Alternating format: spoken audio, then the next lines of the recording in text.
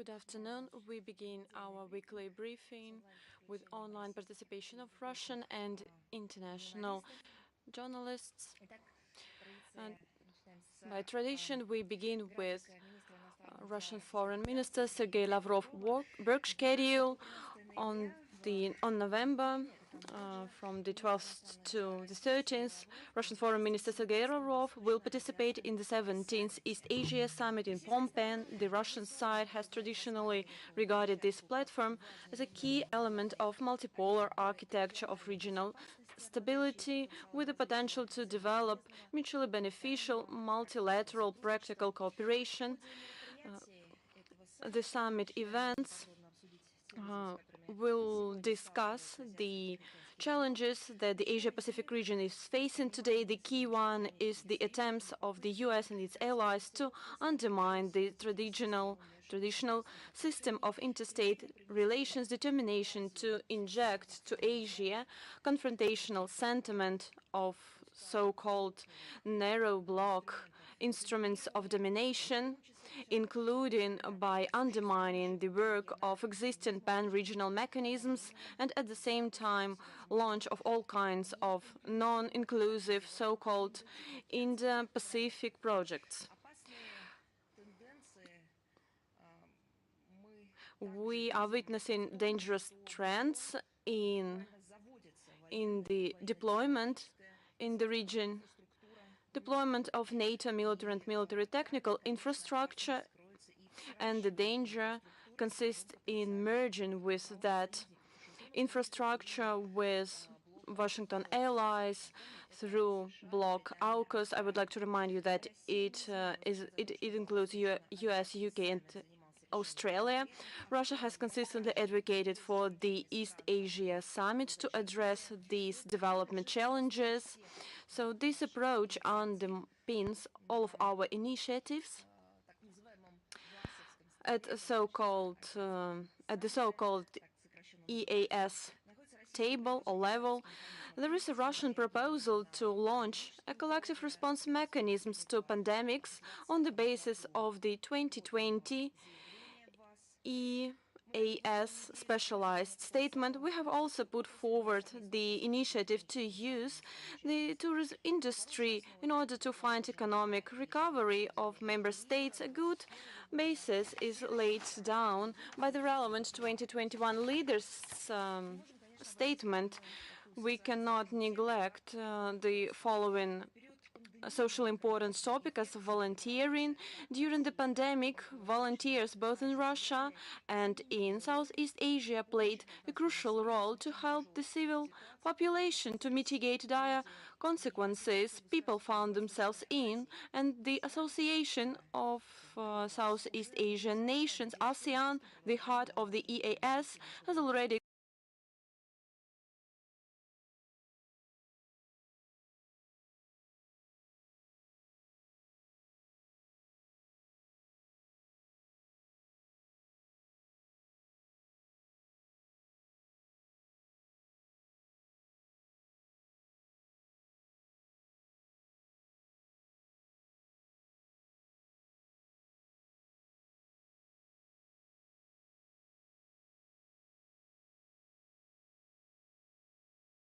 of our countries.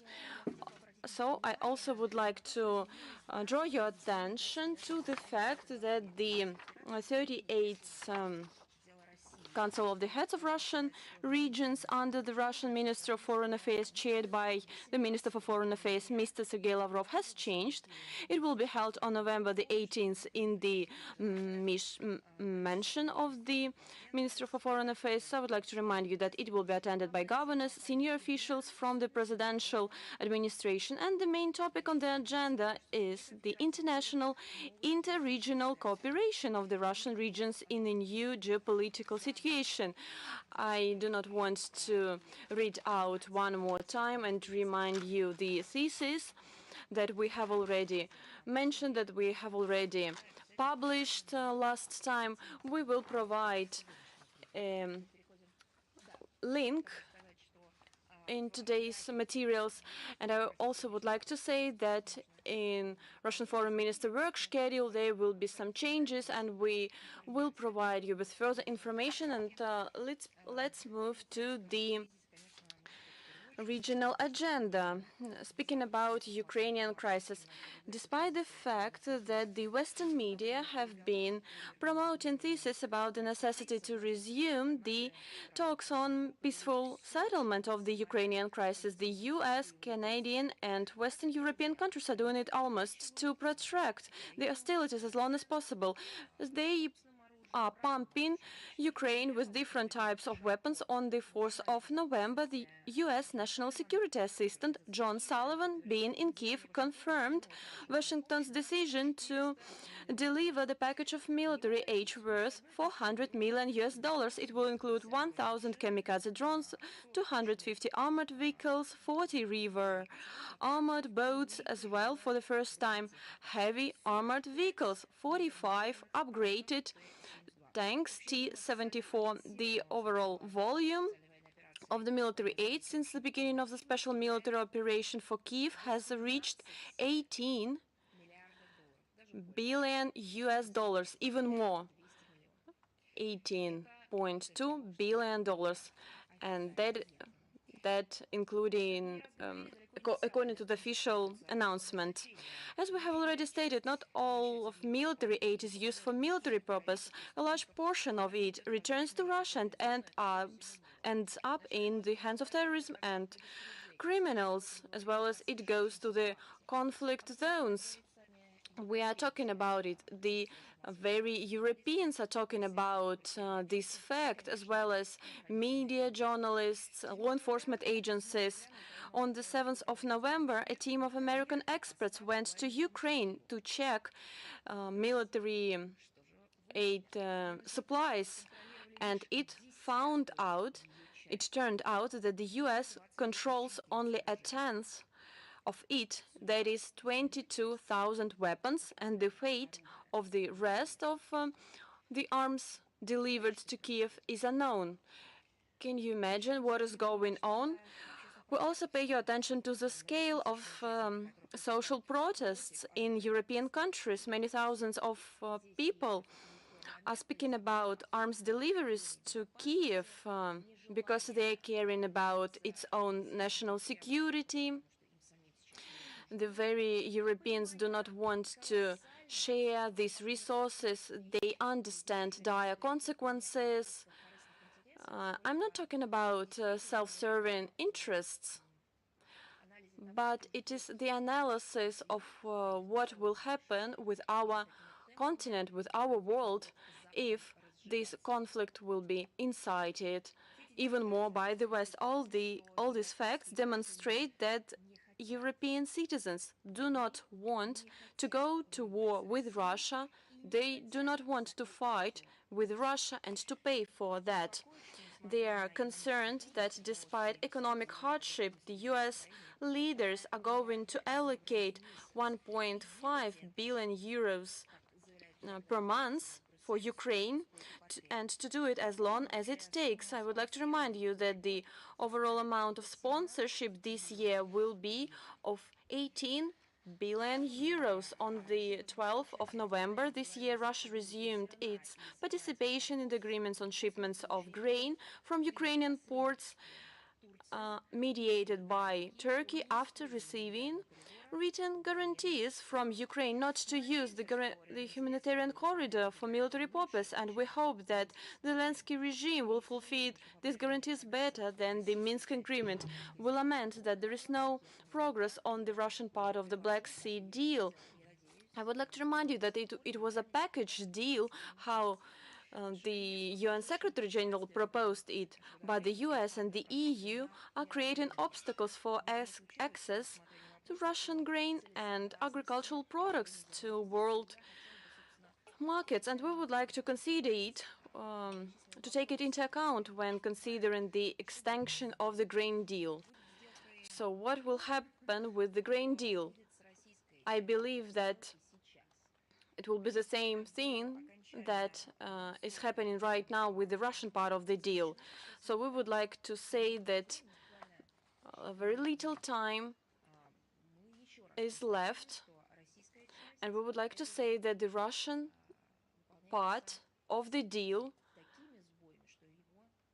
is implemented with disruption. That is why we cannot consider it as a complete implementation. We would like to remind you that Russia is ready to transfer 300,000 tons of Russian fertilizers free of charge to the countries in need, and we're going to donate more than 500,000 tons of grain.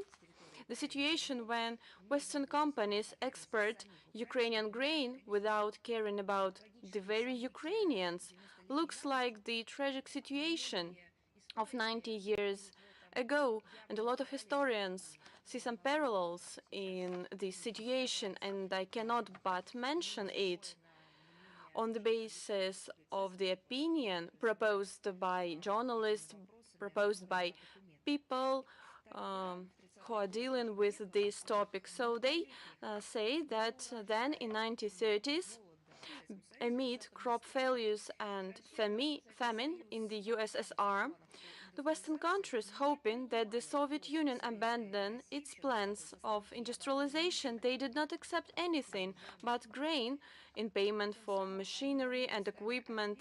Thus, they assumed this responsibility for creation famine in the Soviet Union. And the famine was on the large territory of the Soviet Union, including the Ukrainian SSR, the Urals, the North Caucasus, the Volga region, Western Siberia.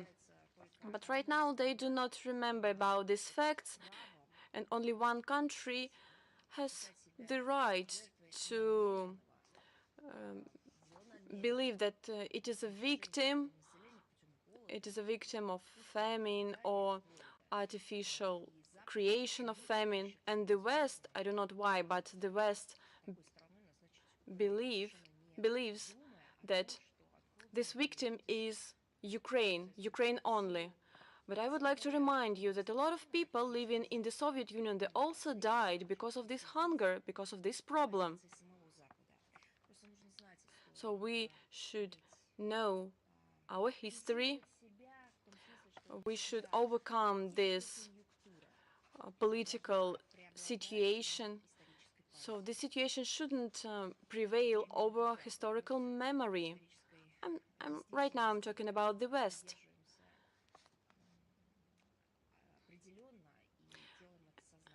And we do it consciously. And right now the West is trying to use food as a tool of pressure. Isn't it so? I would like to remind you what we stated publicly, and we presented all the facts, our arguments, and they were British experts who were behind the preparation of these Ukrainian forces who had carried out a terrorist attack in the Black Sea through the humanitarian corridor. At the end of November, Ukraine will commemorate the next anniversary of famine, and they are trying to equate it with genocide. But we recommend Kiev to carefully study the documents and see the notorious role of its Western masters in the creation of this famine. Continuing with the historical topic, I would like to draw your attention to the fact how the Kiev regime is continuing to demolish its monuments, the monuments of our common history. All the monuments of the Soviet period have already been dismantled, including those to Lenin, whose Ukraine owns its statehood. And on the 7th of November, Odessa announced the dismantling of the monument to Catherine II, who found this city. How should we call these people who dismantle monuments? And they do so not for the first time. they dismantle the monuments to those who founded the city. So it is so surprising that by implementing the dismantling of these monuments, they at the same time declare their commitment to decolonization. And that is when they dismantle the monument to Catherine II. They repeat the same steps, the same actions taken by communists they hated so much 100 years ago. You can read Bunin and his masterpieces. He described the events of those years, what was going on with this monument. If you will read, if you read this masterpiece, you will see what is going on in Odessa right now, because it looks like that.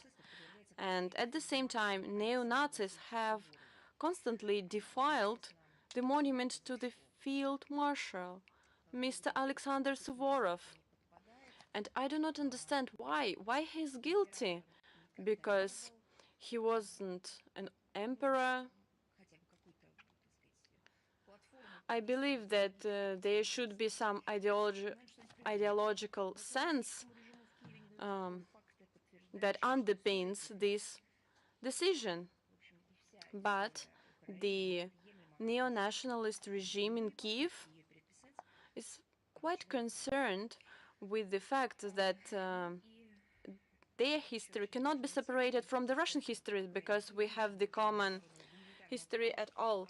And the gross violation, I would like to say that it is a terrorism, are attempts of the Ukrainian armed forces to use MLRS and the use of prohibited anti-personnel mines, battle mines, against civilians. And we demonstrated some fragments of these battle mines. It was the permanent representatives of Russia to the UN, Mr. Nebenzia. These dangerous devices are spread using cluster munitions on the streets of Russian towns in Donbass. In the DPR alone, they have injured more than 80 civilians, including 4 children. I would like to stress that the use of battle mines is a violation of the 1997 Ottawa Convention on the prohibition of anti-personnel mines, as well as the second protocol of the Geneva Protocol on conventional weapons, which prohibits mines without self-destructors. So we are outraged that the DPR leadership's numerous appeals to the International Criminal Court remains unanswered. The Westerners' reliance on the ICC in Ukraine is an example of selective or politicized justice, or the lack of justice at all. The refusal of the ICC to consider numerous evidences of war crimes by Kiev and Donbass submitted to his office by the DPR authorities, as well as by victims and human rights organizations, is another evidence. For long 8 years, we have waited in vain for the fight against impunity in Ukraine. And we cannot expect justice from the ICC and a number of other politicized international institutions. And another topic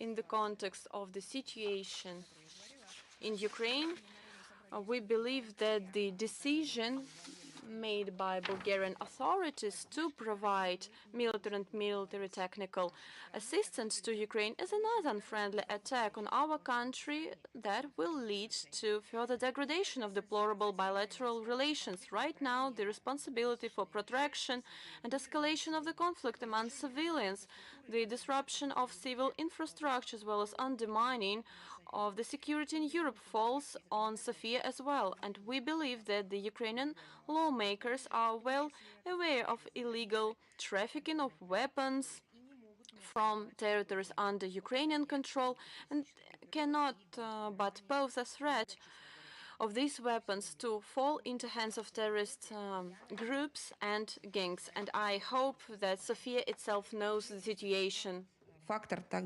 We regret that this factor has also been ignored.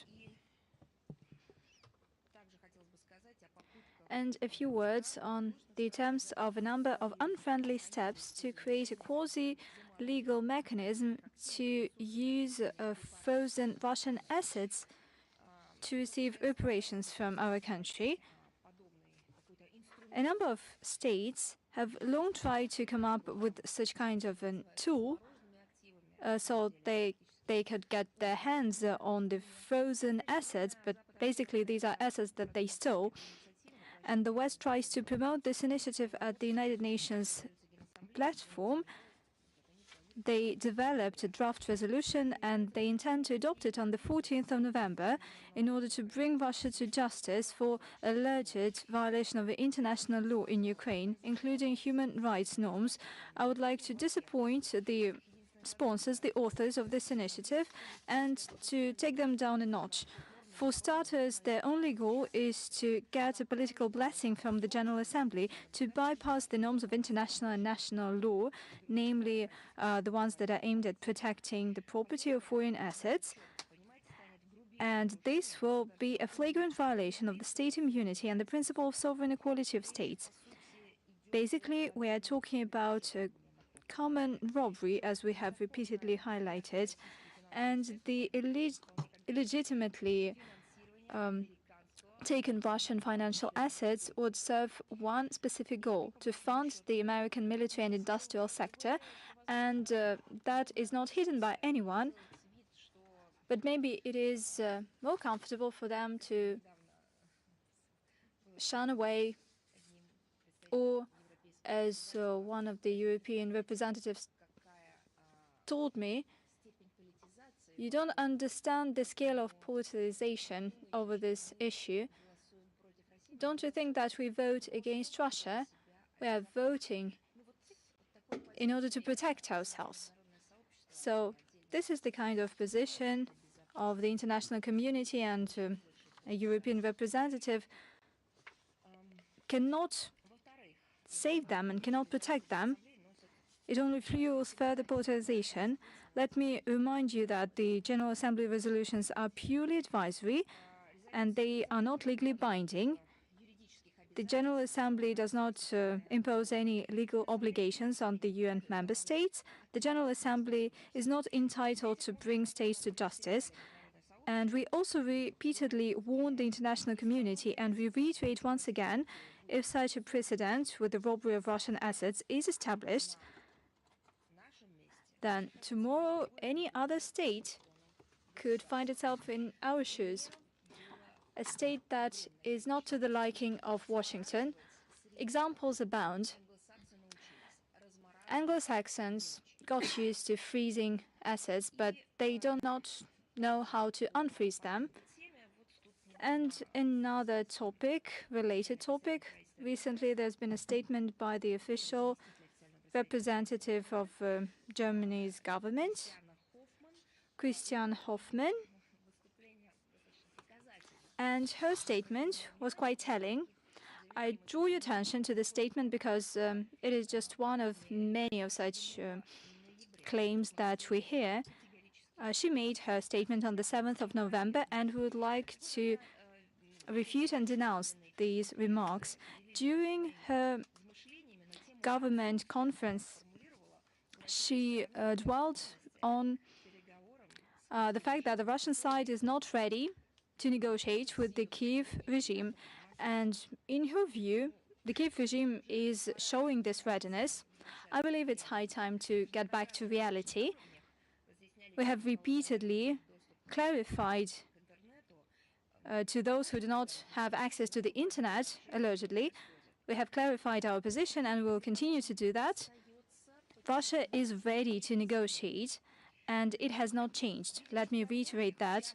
We see that our words do not reach out to many in Germany. Maybe they cannot perceive it. Maybe that's the issue with the German media, who are taking a selective approach when dealing with the information. Instead of using its clout and its influence on the Ukrainian authorities, the German side, despite their own laws and rules that ban export of lethal weapons in crisis regions, they continue to pump Kiev with weapons systems, thus encouraging hostilities at all costs. Such steps show that Berlin is acting in accordance with the guidelines of the EU High Representative for Foreign Affairs and Security Policy, Joseph Borrell. He believes that the conflict should be resolved on the battlefield, as well as the consensus to protract the conflict by all means. It is the Anglo-Saxon big brothers who are actually urging to protect the conflict. Ukraine withdrew at the behest of Western partners from the negotiating process that took place this spring and was quite gradual. And the Kiev banned a dialogue with Russia at the legislative level after that. The Ukrainian leadership and officials voiced some preconditions that are out of touch.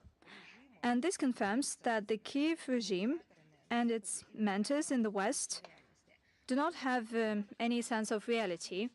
So they need to combine everything to make up their minds to read something and to stop this misleading information. Let me reiterate once again.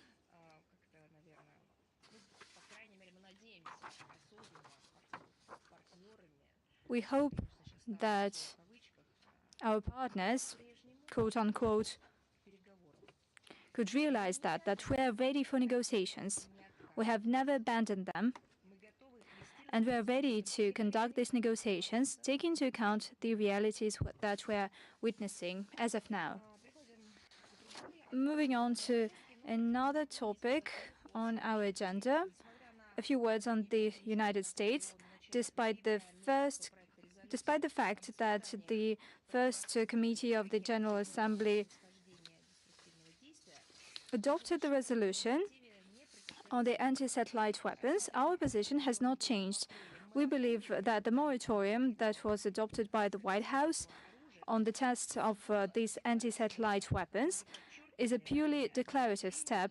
We have reiterated previously that the statements and draft resolutions alone are clearly not enough to prevent arms race in the outer space, especially for a country that since 2008 has been having the habit of destroying space objects by anti-satellite weapons.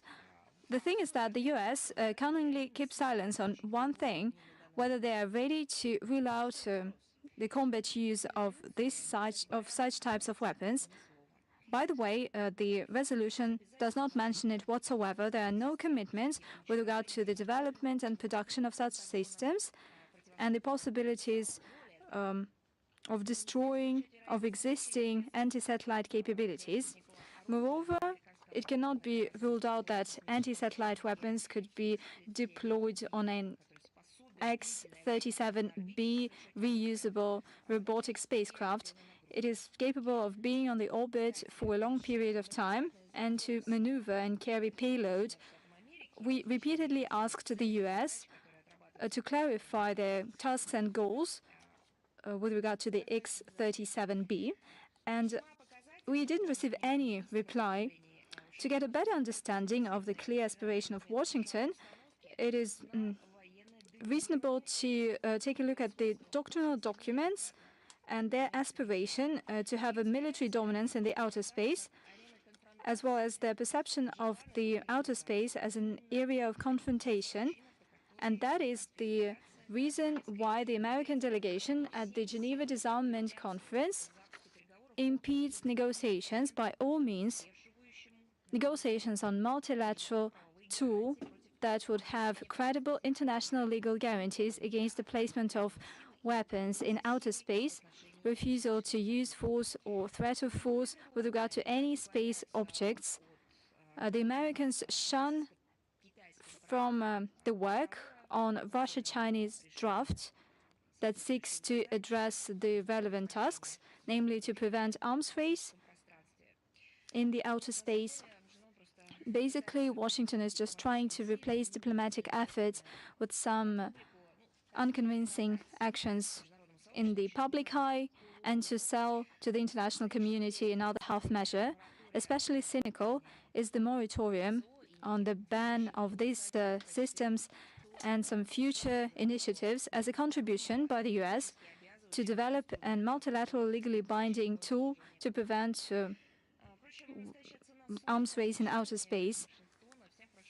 But everybody knows the real worth of Washington's pledges. We urge the US to show indeed that their initiative is really worth something.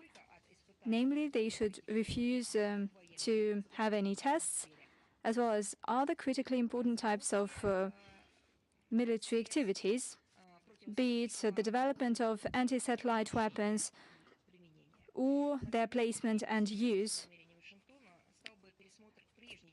That would be telling if Washington could revisit the previous destructive position and the engagement of its delegation at the disarmament conference, its engagement to the efforts to launch negotiations on legally binding instruments with regard to non-placement of weapons in outer space. And for our part, we are ready to support multilateral efforts to comprehensively address the tasks of preventing arms race in the outer space. On the 16th of November, Moscow will host a fourth meeting of the Afghanistan format, bringing together key regional stakeholders that seek to have a peaceful Afghan settlement. The meeting will discuss military and political, social, economic and humanitarian situation in Afghanistan, with a special focus on coordinating efforts to strengthen regional security and stability and facilitating inter-Afghan national reconciliation. The meeting will result in a joint statement of parties.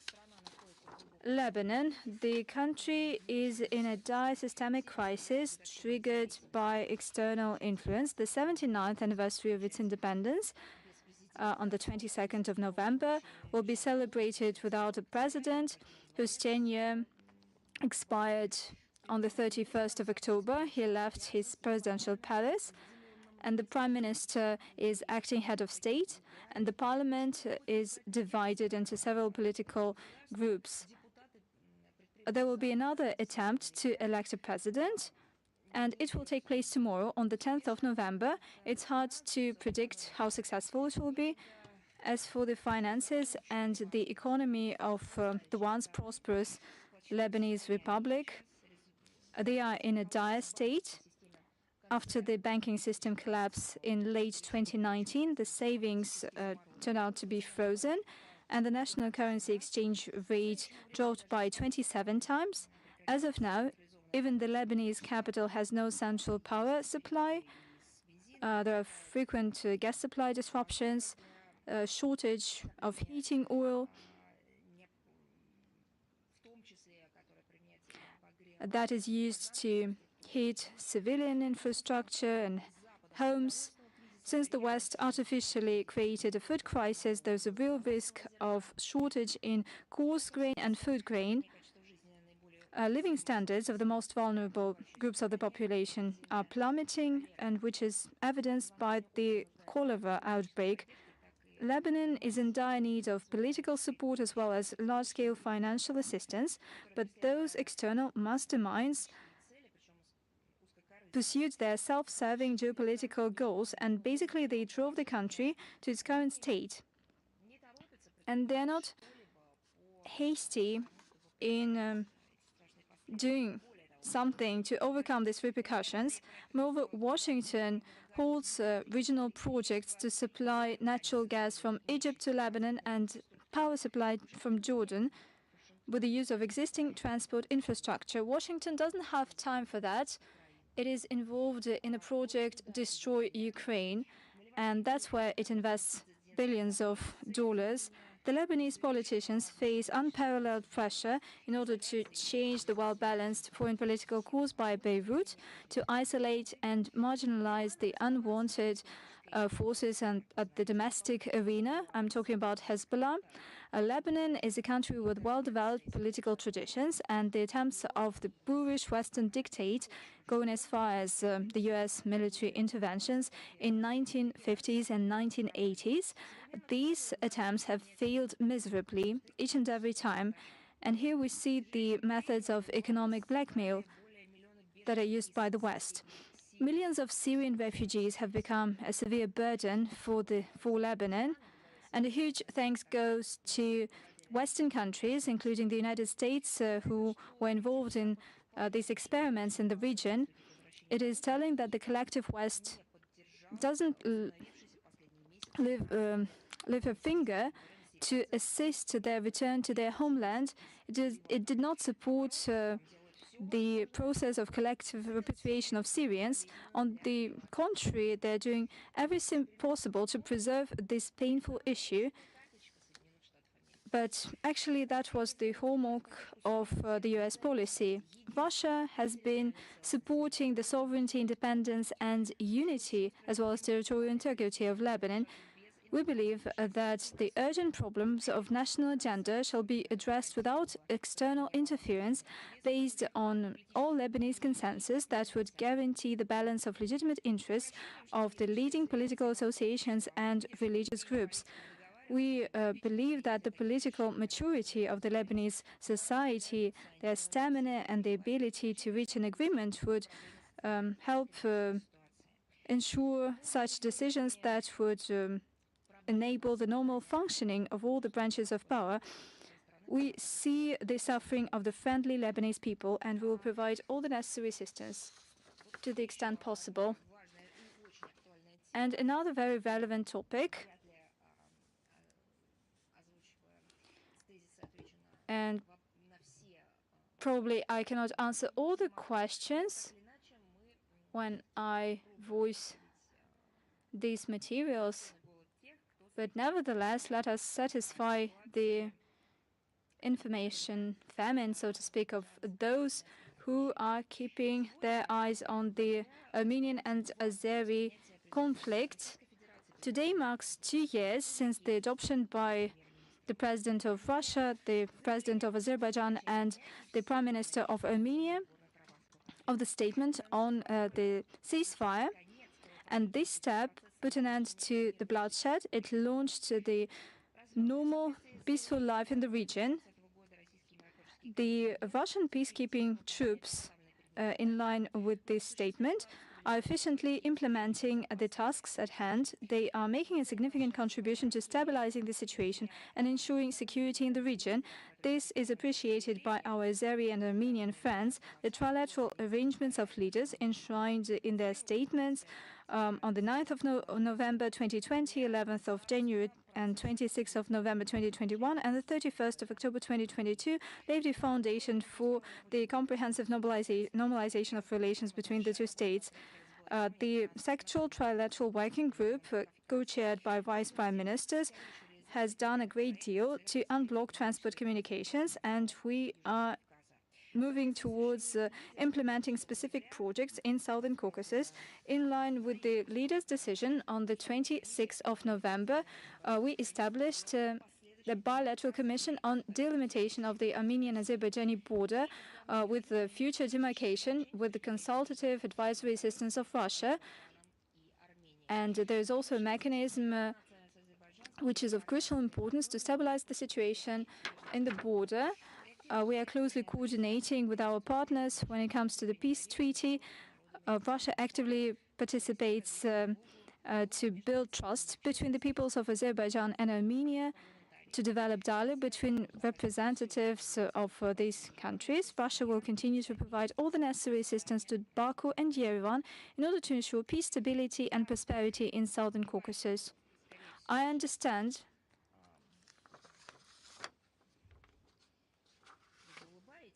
that you would smile today, probably, because it's hard to talk about these topics without smiling, but at the same time, It's a tragedy and a comedy all at once, because the situation is funny to the limit, but at the same time it is pretty serious. The head of the Association of National Olympic Committee, General Assembly, Thomas Bach, stated that the 36th Summer Olympics of 2024 to be held in Paris, and I quote him, will be the first Olympic Games with full gender parity. End of cite. In doing so, he also recalled the importance of the IOC principle that every athlete should have access to sport without discrimination. So, one more time, I would like to say that it is difficult to figure out what they are talking about this discrimination.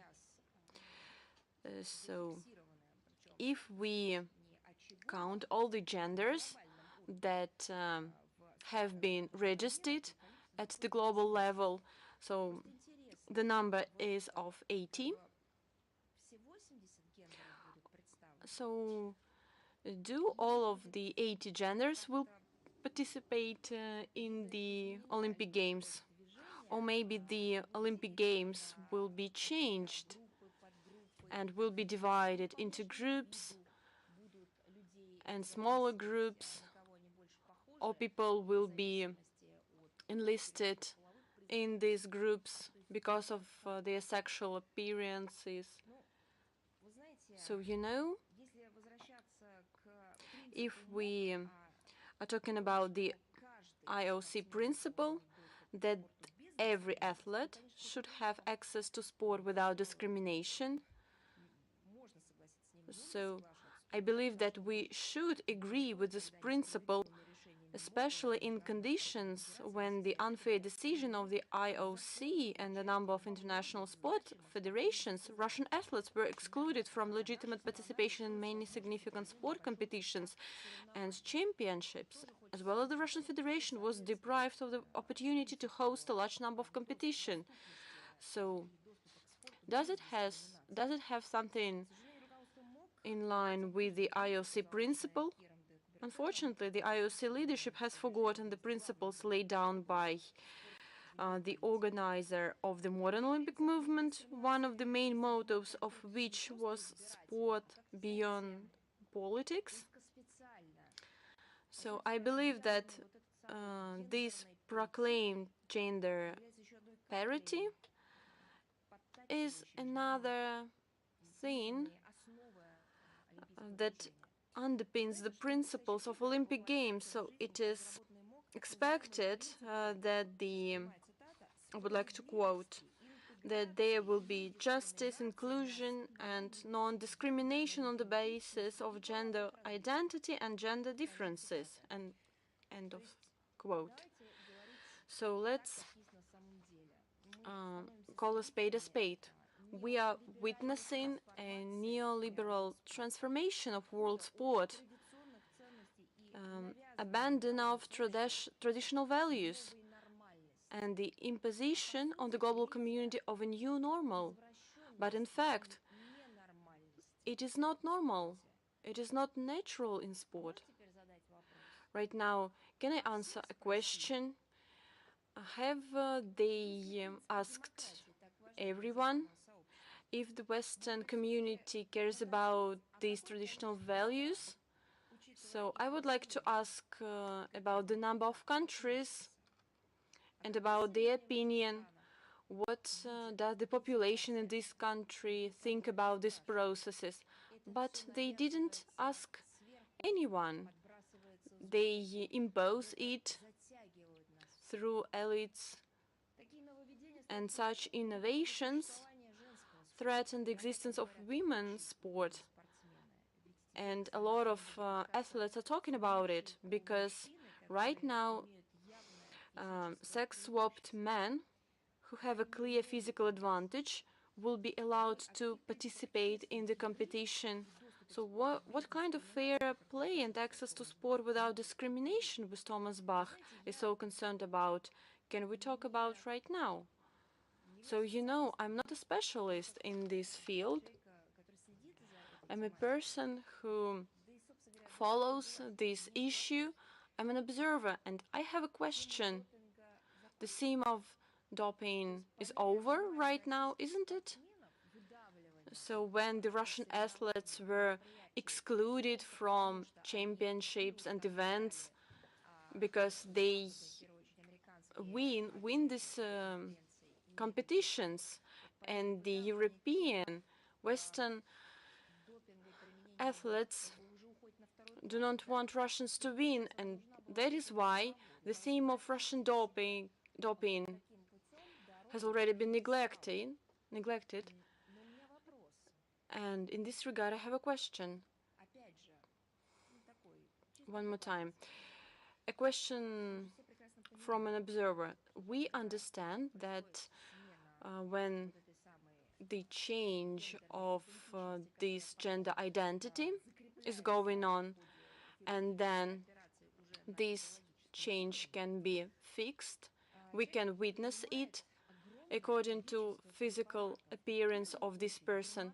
This person takes a lot of pills on the basis of hormones and other medicine. I would like to remind you that Maria Sharapova, outstanding tennis player, was downgraded because she took vitamins that were free. It was very easy to get this medicine from drugstores, and then they decided that this medicine was prohibited. And we do not who took this decision, but they decided it so. And right now, these people who changed its sex, right now they are taking a lot of pills, a lot of medicine. And what about the tests? What about the probes of doping? Are they going to bring a paper, a medical paper, that they need this therapy? But can we allow them to use these pills and at the same time take part in the competition? Is it okay? For our part, we would like to emphasize that sport shouldn't become a field of notorious experiments, and it is a part of experiments, of global experiments on the mankind at all. And the principle of non-discrimination and equal treatment cannot be used to violate the rights of female athletes and to create advantages of some vulnerable groups. We proceed from the fact that the division into men's and women's competition remains the only fair standard for competitive sports, and we believe that the idea of preservation of purely non-politicized sports movement is shared by most countries of the world and will find expression in the new forms of organization of international sports competition. I would like to say one more time that the International Olympic Committee should consider the global opinion, unless the IOC abandons democracy at all. And one more time about democracy. We are witnessing the attempts of the US to gain momentum in Central Asia in order to encourage the states to follow their elitable sanctions against Russia. They are doing so in a brutal manner with absurd standards. And of course, we are following the increasing number of trips of US experts that are promising assistance and launching of promising projects for Central Asian countries. And all these projects are of anti-Russian sentiment. Donald Lu, Deputy Secretary of State for South and Central Asia, recently visited Central Asia capitals and promised liberation from secondary sanctions, assistance with energy supplies, and even jobs for migrants who left Russia. And the main topic as a refrain was a thesis that America is capable of becoming a profitable alternative to Moscow and Beijing. So the most important thing is that those who are going to host these guests, they should remember the story about Pinocchio, how Pinocchio was robbed. And our partners and allies in Central Asia, as well as our neighbors in Afghanistan, remember how the Afghan epic ended, and how Americans wreaked havoc there. These experiments to impose democratization, on which Washington spares no money, preparing the ground for color revolutions, demonstrating good intentions. So Washington is intended to turn independent countries into obedient satellites, in order to submit them to neo-colonial dictatorship, allowing them to pump resources and impose the notorious Western values. But Russia respects the countries of Central Asia. We are acting transparently for the development and economic prosperity of our countries. The relations within the framework of the CIS, the Eurasian Economic Union, the CSTO, the Central Asia plus Russia format are sadly expanding, despite the attempts to undermine or destroy the situation carried out by friendly countries led by the United States. And right now, let's talk about cinema. There is a famous film that will be interesting for those who are interested in soft and hard power of Britain. I'm talking about a film that was broadcasted on the NTV channel, England and Russia, Deceit Without Love. So it is about Russian-Britain relations from the times of Ivan the Terrible till now. It includes materials from the Central Archives of the Ministry for Foreign Affairs of the Russian Federation, as well as from the Central Security Service, the Foreign Intelligence Service, the National Archive from Great Britain. So it also includes rare materials and news reels with the comments made by outstanding diplomats, historians, both Russian and Britain's. If you have missed this film, you can watch it on the NTV channel, and the link is on the Russian Foreign Minister website. So the first episode is about provocation that London has been staging for many years. For example, the first episode shows the attempts either to explore or to mine the ship that Khrushchev used to visit London. And it is of clear political aim, and it leaves no doubt about the British trace in the last terrorist attack in the Black Sea. Moreover, it relieves the subversive activities of Great Britain against our country. For example, the deal of Lockhart. It was a British attempt to instigate counter-revolutionary coup in Soviet Russia in 1918. So the project was called Undermining Russia, and I'm going to provide further information as well as a link for this project. And today at 12:30 a.m. Moscow time, the second episode will be broadcasted, and we're going to provide the link on the Minister for Foreign Affairs website and as well as in Telegram channel. The film, Hitler's British Roots, is about how his rise to power in Nazi Germany was received in Britain. And here I would like to spoil this information because it was received with understanding and with approving. So I recommend you to watch this film. You will see how young Queen was praising Hitler. It is no fake, it is a fact. The film also shows the tremendous efforts that Britain took against the Soviet Union. The links of the chain will include the Hitler's policy of appeasement, as well as the Munich Agreement and the mysterious arrest of Rudolf Hess, Hitler's right-hand man. So it will be broadcasted today on the NTV channel on the 9th of November this year.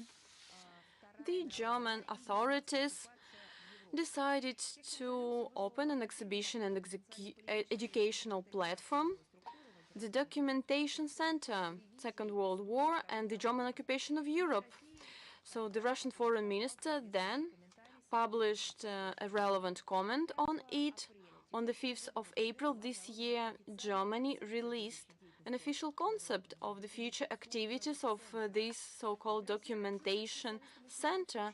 The Russian foreign minister asked the experts of the Institute of the General History of the Russian Academy of Scientists, as well as the Russian Historical Society, the Russian Military Historical Society, and on the basis of the assessments provided by the scholars, many of whom participate in the work of the Joint Commission to study the recent Russian-German relations. Then the Russian foreign minister issued a memo, and this memo was sent to Anna Baerbock, the German government commissioner for culture and media, as well as to the heads of the German Historical Museum in charge of the creation of this documentation center. And as of today, Germany has ignored our appeal. In this regard, we urge you to think about historical realities rather than opportunistic consideration. And another historical topic, from the 19th to 23rd of November, Volgograd will host the 17th International Film Festival, History Together, named after Vladimir Menshov. It is the largest review of documentary filmmakers, bringing together experts representing the educational mission. Foreign directors from 19 countries such as Argentina, Greece, Finland, Israel, Iran, China, Serbia, Bosnia and Herzegovina, Georgia, Armenia, Belarus, Latvia, Kazakhstan, Kyrgyzstan, Uzbekistan are expected to participate in the film competition.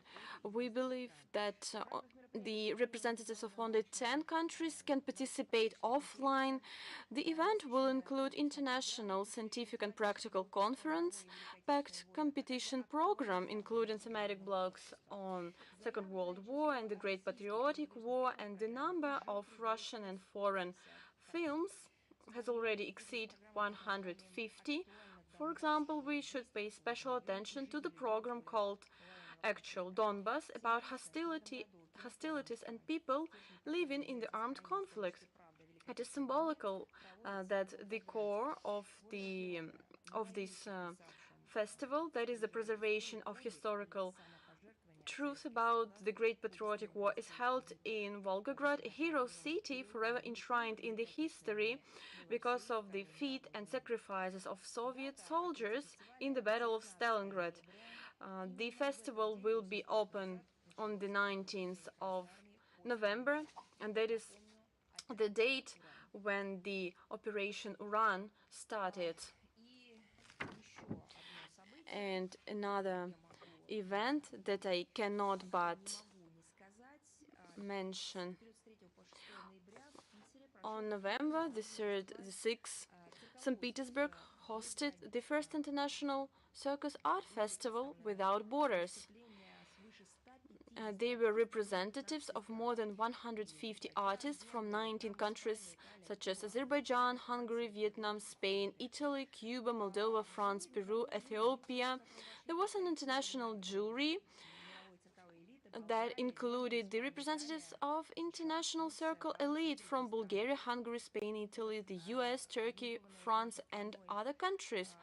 This event, this festival organized by our country, brought together the representatives of different circus schools of different regions all over the world, and it proved that there is no limitations for true talents. People, they are ready to get together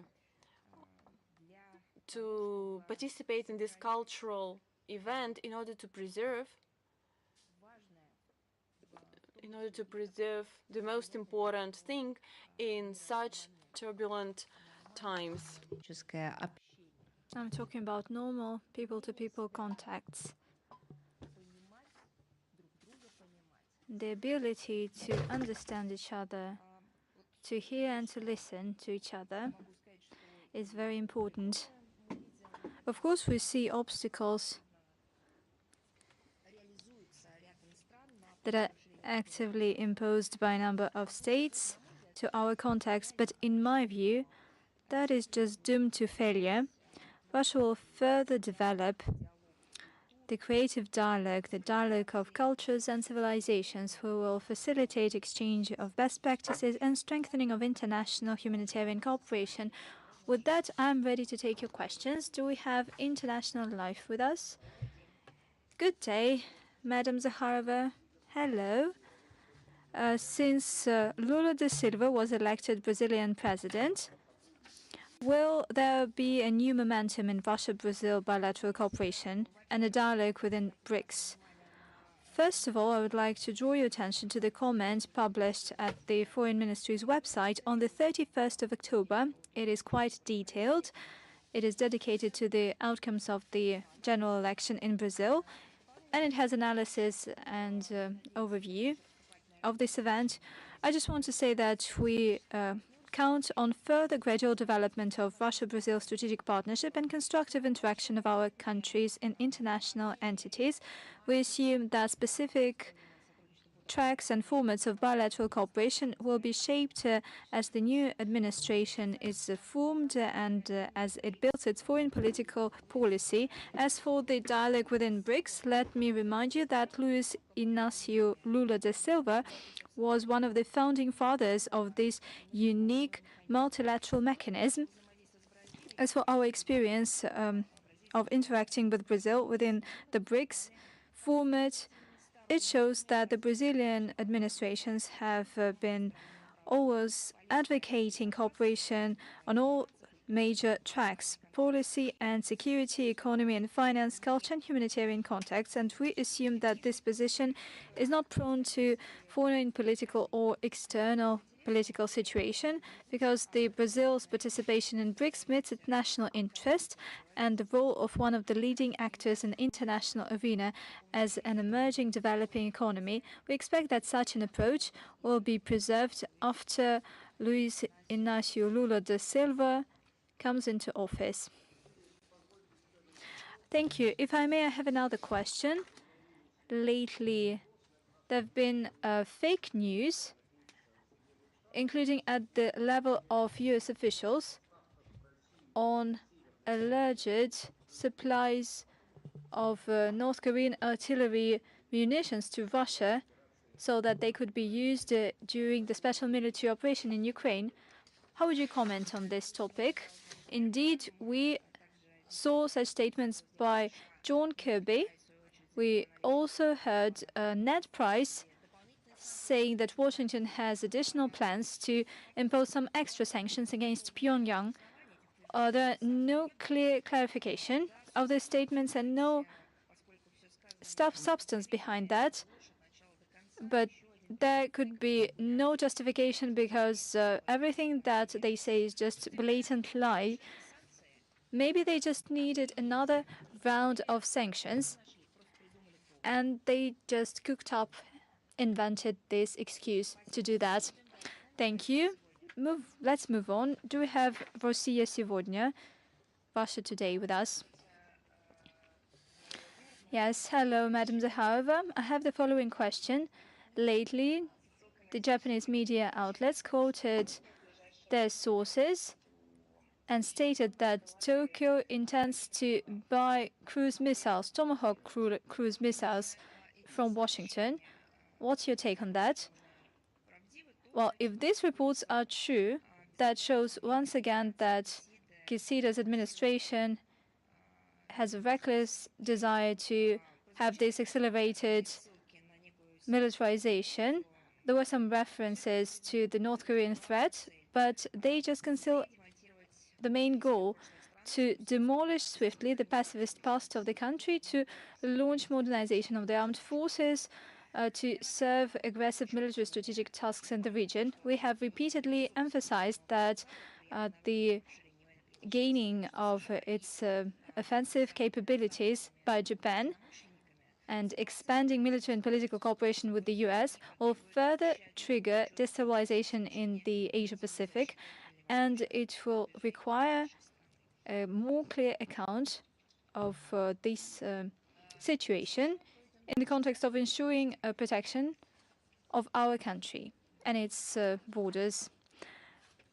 If you have no other questions, let's move on. VIDEOPORTAL. VIDEOPORTAL, are you here with us? All right then. Yes, I'm here. Hello. Good day, Madam Zakharova. A question on Serbia once again.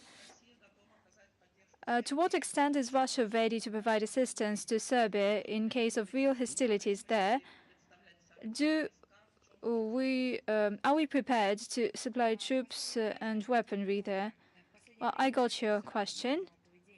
Over the past days, due to the provocative behavior by the so-called Kosovo authorities, Belgrade had to put their troops on high alert in the areas adjacent to Kosovo.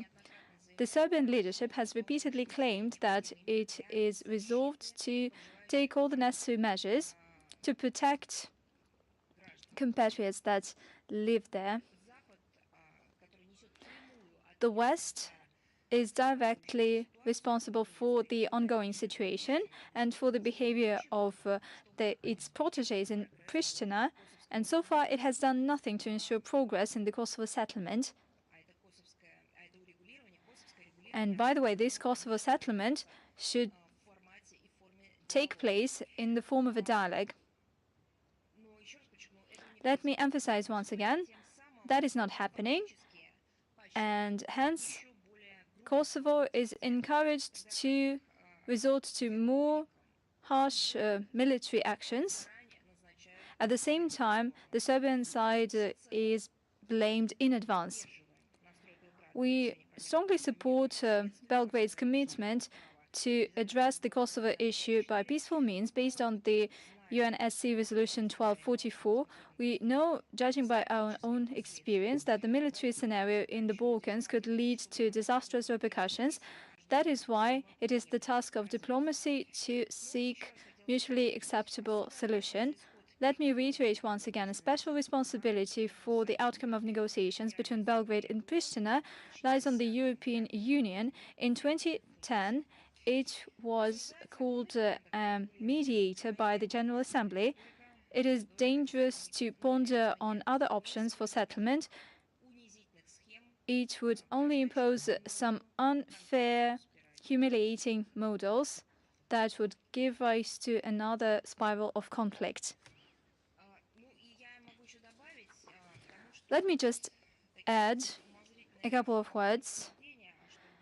These pondering and deliberations on what happens if something happens, it's not within our purview,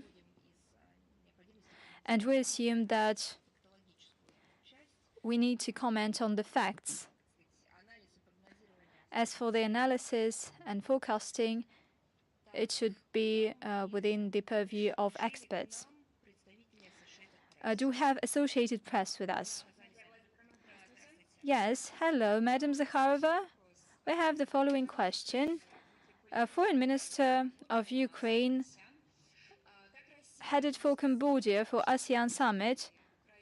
How do you feel about the fact that Ukraine would participate in the ASEAN Summit for the first time,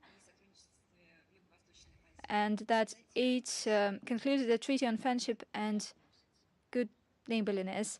Well, we have nothing to do with this process. We have nothing to do with this question or with this topic altogether. As for our participation in the events in Cambodia, I have dwelled on that. We are talking about the participation of the Russian delegation headed by Sergei Lavrov, and he will participate in the East Asia Summit on the 13th of November. It will bring together ASEAN states as well as its dialogue partners. Since you have no further questions, let's move on. Do we have Reuters? Good evening, Madam Zakharova. Reuters sources in the U.S. State Department claim that over the past months, Russia and the U.S. have reached a certain arrangement on extra staffing of their embassies. As a result, the American embassy saw additional employees working in Russia. Could you confirm or denounce these arrangements? Do you have any details? So what kind of sources are you talking about? Reuters sources? Yes. Well, the thing is that they received this information at a certain point in time, at a certain day, and that is just the routine of our work. We have some targeted contacts, isolated contacts, and they're dedicated to this matter.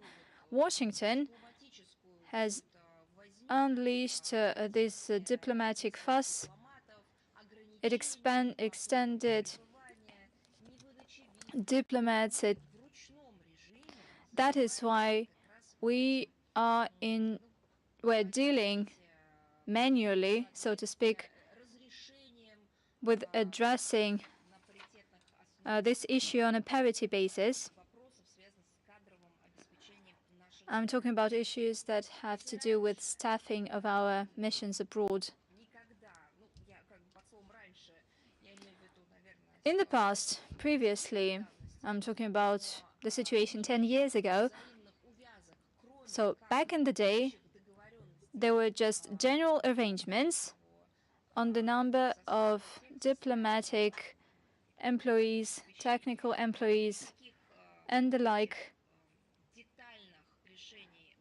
There were no detailed solutions of the kind of matters. How many employees will come to our country in this specific month or year? It was not happening in the past, but now it is a routine, and it is something, not a pleasant situation that we have to face due to the Washington's policy. So please tell to your sources or a journalist who has a contact with these sources that this is a daily work. This is a work in progress. What diplomats would replace other diplomats and what diplomats would be sent to another country on a parity basis. So each and every beginning of diplomat's mission, long-term mission, is subject to this procedure. Given that a diplomat from another country, from the United States, should come to work to Russia, well, if you ask me whether it was our desire, it was our wish to have this situation, not in the slightest. It is outrageous for us to see this kind of situation in the 21st century when there could be a simplification of visa procedures to the maximum extent possible. But unfortunately, the United States sees our relationship in this way. We are drowned in this swamp. So don't you think that this is some kind of a breaking news? It's just a routine on a daily basis that we deal with that has to do with sending of Russian and American diplomats to Washington and to Moscow.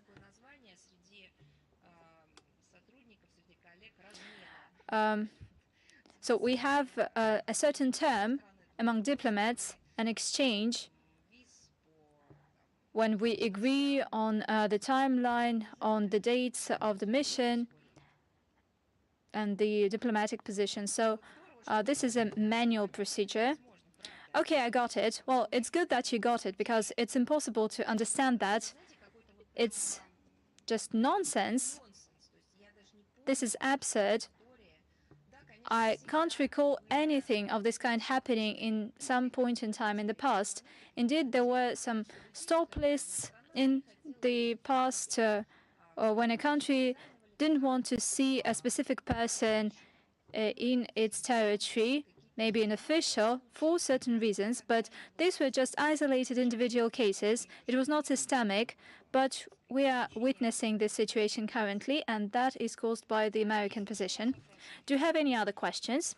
Yes, I have two other questions.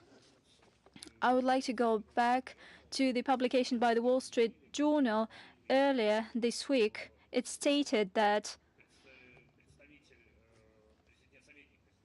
the U.S. National Security Advisor, Jake Sullivan, had his meetings with the Secretary of the Security Council, Nikolai Patrushev, and the Foreign Policy Advisor, Yuri Ushakov. And the goal of negotiations, according to the Wall Street Journal, is to protect from the escalation risk. The State Department gave no comment, and I would like to ask you, can you confirm these contacts? Well, first, we have these isolated contacts with the United States. And secondly, every agency and ministry comments on contacts, telephone calls, meetings at its own level, if it deems it necessary. Third, at the level of heads of foreign ministries, there were no contacts of that sort, so I have nothing to comment. As for the other agencies, you can ask them, or maybe they provided the relevant information in this regard. And certainly we factor out contacts at the level of embassies. This is the work in progress. And last question that has to do with the START treaty. According to sources close to the State Department, there are no full-fledged negotiations on the START treaty. At the same time, there are contacts on mutual inspections. So such contacts do take place, and can you comment on that matter? We saw different messages in this regard. We saw media reports stating that Russia withdrew from the New START treaty. Let us wipe it out altogether. It was not about Russia's withdrawal from the New START treaty. That's the first thing. Secondly, we have not ceased a professional dialogue with the American side. We exchanged documents, and we have a dialogue on other existing channels. Namely, soon there will be another session of the Bilateral Consultative Commission on the New START treaty. So it would not be right to talk about some kind of a negotiating process. It's not a negotiating process. It's just a practical work, constant work on the whole range of issues that have to do with the implementation of the treaty. Russia-US interaction is taking place by the exchange of the relevant notifications on the changes in the capabilities of both of the sides. Russia has specific claims with regard to the US and how it treats its obligations under this treaty.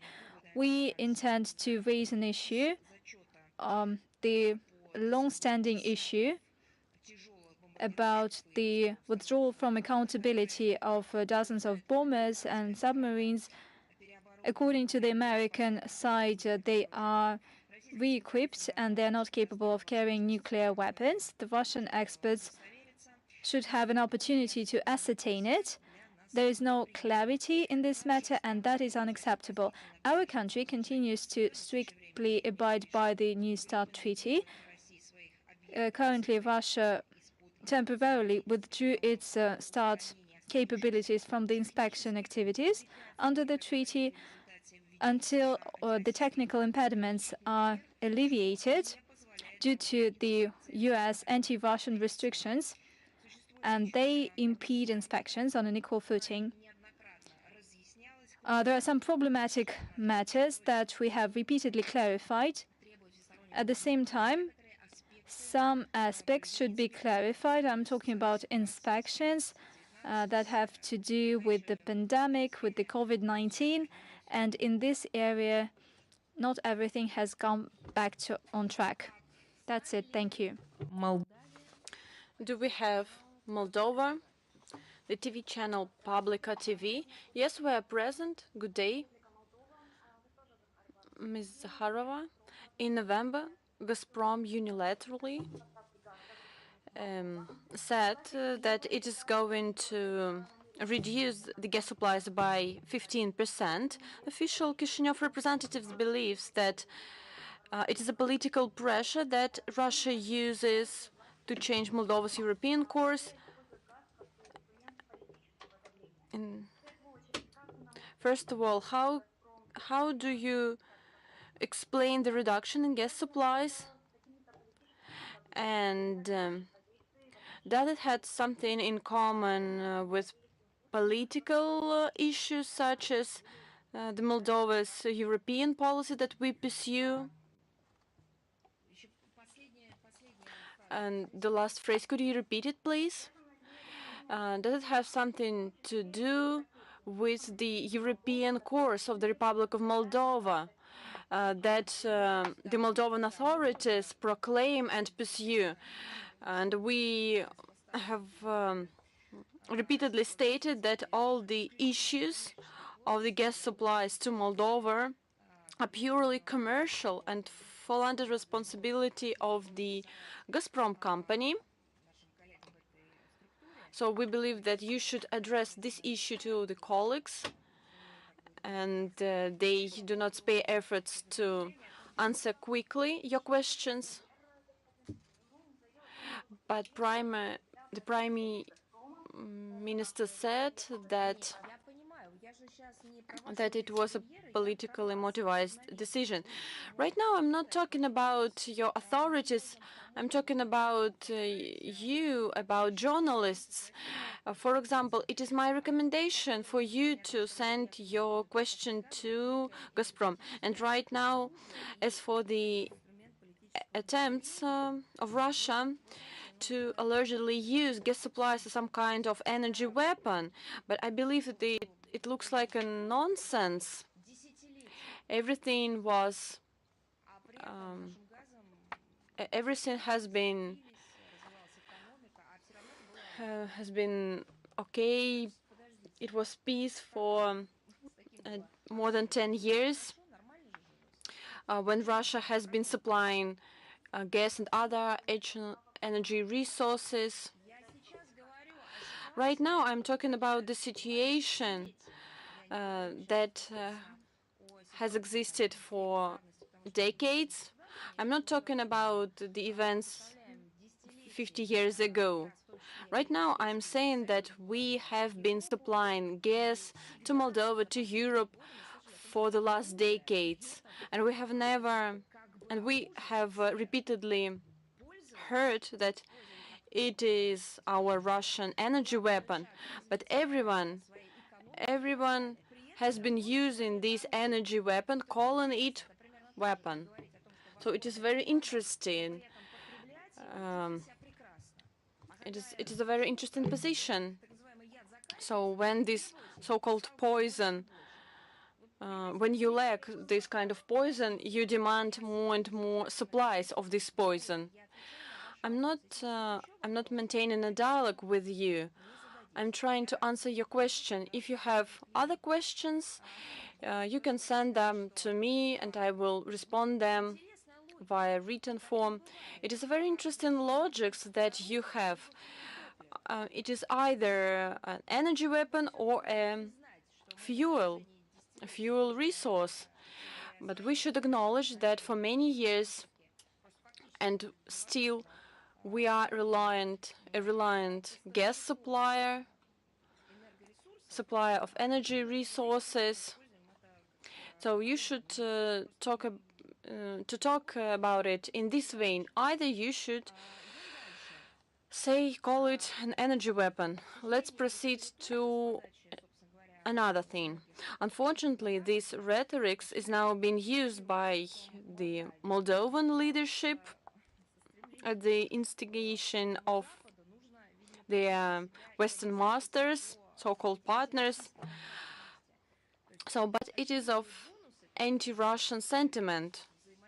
Apparently, the benefits that Moldovan authorities see from this Western policy, so this policy is fraught with consequences. We believe that the social, economic, and internal political situation in the country is so difficult that these stories about so-called Russian military threat is no longer enough to divert attention from citizens from the pressing problems. And let's move to gas supplies. In October 2021, the contract for the supply of Russian gas to Moldova was extended on the most favorable terms for Moldova. And it was even confirmed by the Moldovan authorities. After that, the Moldova Gas Company repeatedly violated agreements on payment terms for the gas supplies and asked Gazprom to relax contractual obligations regarding the volume of supplies. The Russian side has always been sympathetic, and we believe that the accusations are far-fetched and they are used to change Moldova's European course. And when we delivered gas to Europe, did we want to change the European policy as well? So we believe that we have never considered it as an obstacle for the development of Russian-Moldovan cooperation. At the same time, the current Moldovan leadership, which declares a commitment to the European integration, declares the need to find alternative sources of energy resources to replace the Russian gas. But I would like to remind that Brussels in March announced this decision to refuse Russian energy carriers in advance until 2030. I beg your pardon. Whose pressure we're talking about? If you're talking about the Moldovan European crisis, you should understand that if the Moldovan authorities proclaimed its European course in foreign policy, if your own authorities declares the commitment to Brussels policy, then the Moldovan authority also proclaims its commitments to Joseph Borrell and Brussels' statement over the termination of the use of Russian energy supplies until 2030. And why are you talking about Russian gas right now? So we have a strong basis of cooperation with our partners that is time-tested. We did never announce that in advance until 2030 everyone should abandon the use of Russian resources. No, on the contrary, we are ready to make deals with our partners to fulfill the contractual obligations, and we hope that in the future Moldova will refrain from politicization of its interaction with Gazprom and fulfill its obligations under the gas contracts on time. I would like to remind you that it is a contract. So you have another question, I believe. Ms. Zakharova, right now, the Russian side is waiting for Moldova to fulfill its obligation, but Gazprom reduced its gas supplies by 50%. Does it mean that Gazprom itself fulfills its obligations? I beg your pardon. I have already commented on it. If we're talking about contract obligations, so it is for the Gazprom company to deal with this issue. So I believe that if you're talking about some violations of the contractual obligations, so it is up to Gazprom to figure it out. But you shouldn't accuse Russia that has been supplying energy resources, Russian gas, for decades. You shouldn't blame Russia for carrying out a terrorist attack on the Nord Stream 1 and 2 because it is nonsense. I beg your pardon. It is nonsense. It is absurd. I'm sure, I believe that it is fuel sources and we need these energy sources and repay for them. Sorry, but did the Moldovan party fulfill all the obligations for its part? So I don't think so. I believe that the Moldovan side has repeatedly violated the obligations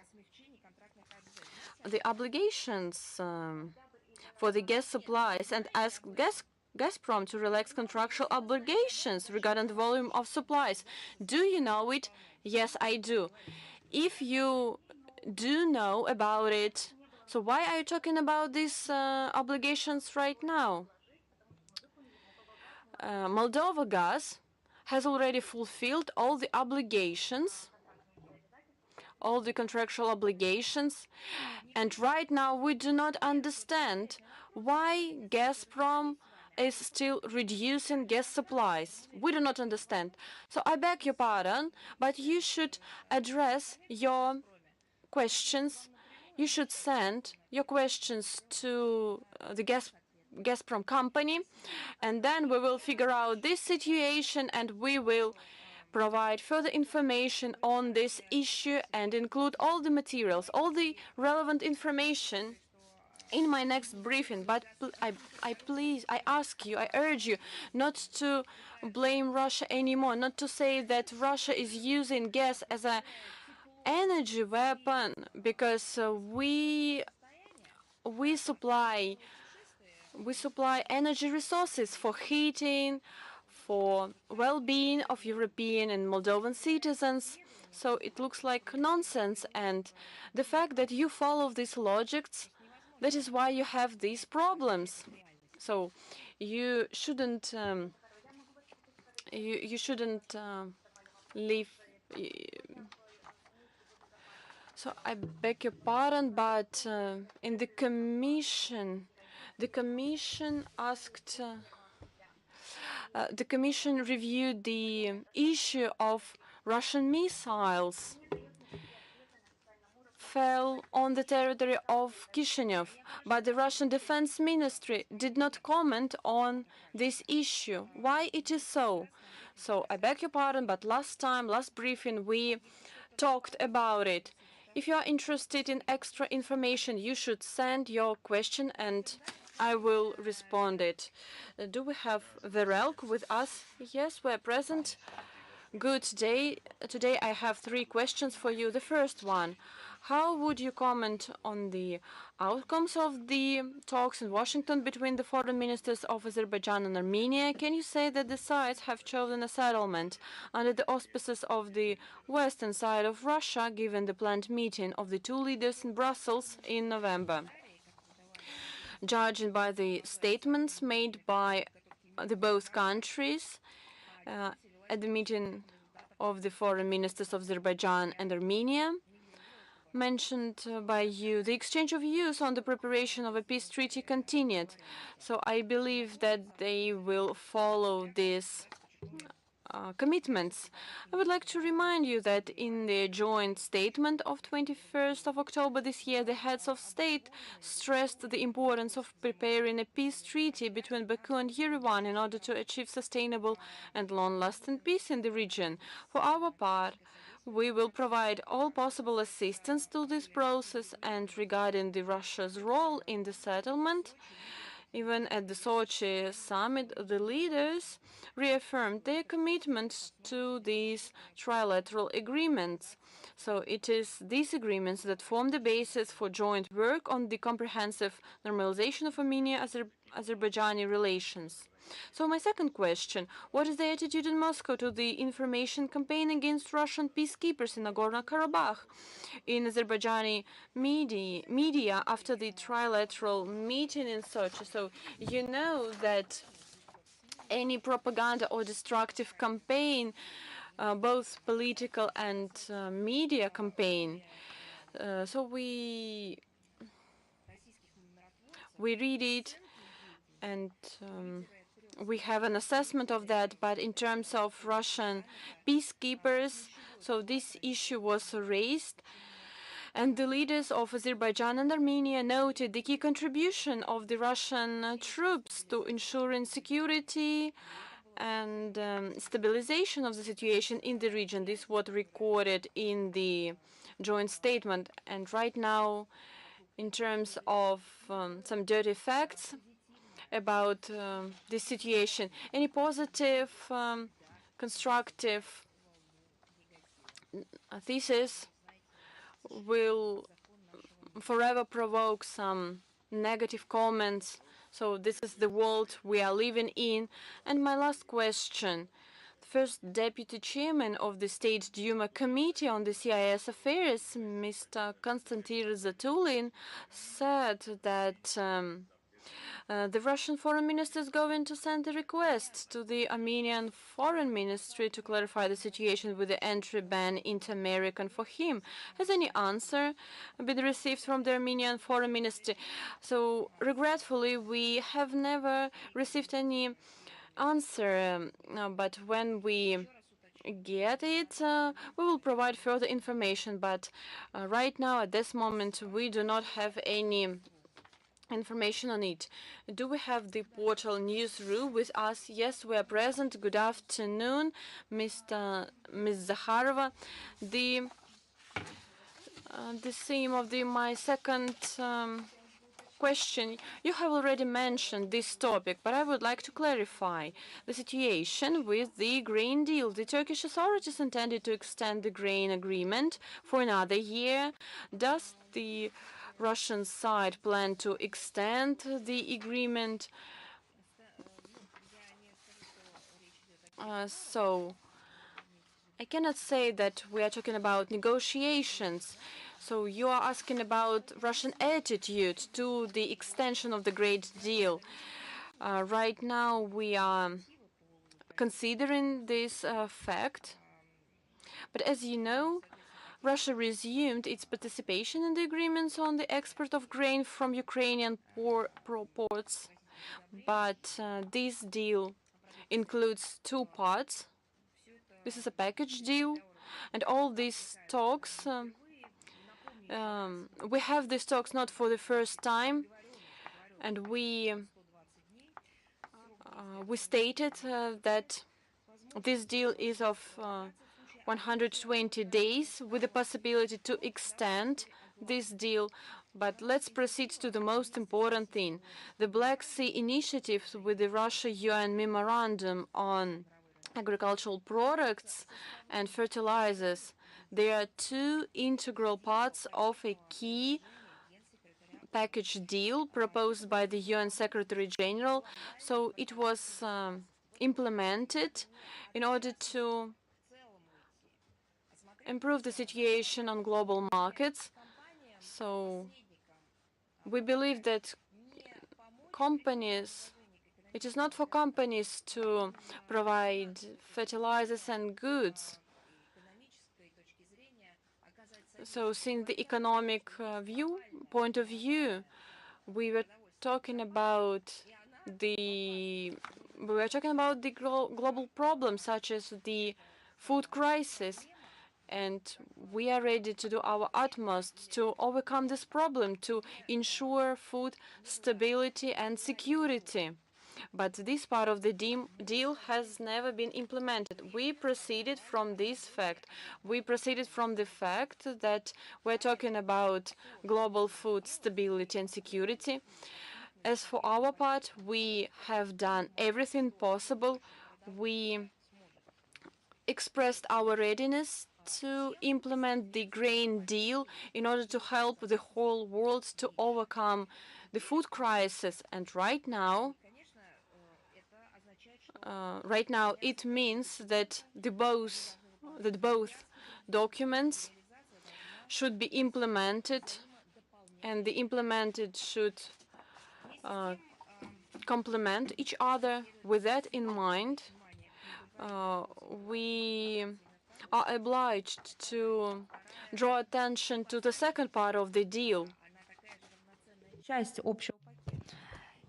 It's the second part, but it's equally important. Washington and Brussels made various statements that Russian fertilizers and food is exempt from sanctions, but at the same time, our producers and suppliers face difficulties during their payments, insurance, freight, and it went as far as the free of charge provision of fertilizers and grain to the countries in need is something that was blocked by the Western capitals. So we're talking about the profit by American, by British suppliers and producers filling their pockets.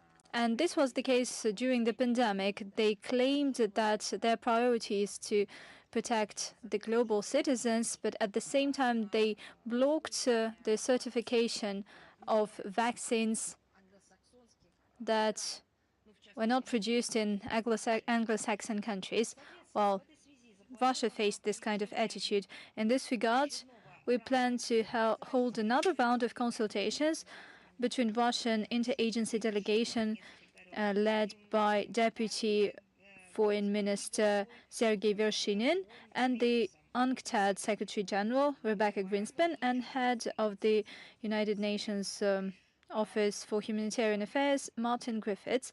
They are in charge of the Russia-UN Memorandum and the Black Sea Initiative. Thank you. And the second question, Vatican would be ready to mediate in negotiations between Russia and Ukraine, and it suggests that its territory could be used as a neutral platform for negotiations. According to La Stampa newspaper, in your view, could the Pope be the main mediator in negotiations between Russia and Ukraine? The thing is that the Holy See has sent messages time and again that it is ready to provide assistance to achieve peace in Ukraine. We welcome such a commitment. Russia pays deep respect to the peacekeeping efforts of Pope Francis. It consistently promotes humanistic values. As you might know, we have an ongoing meaningful dialogue with Vatican on a number of issues, including humanitarian ones, and we thank the Pontiff for this mediation proposal. It is indeed very valuable.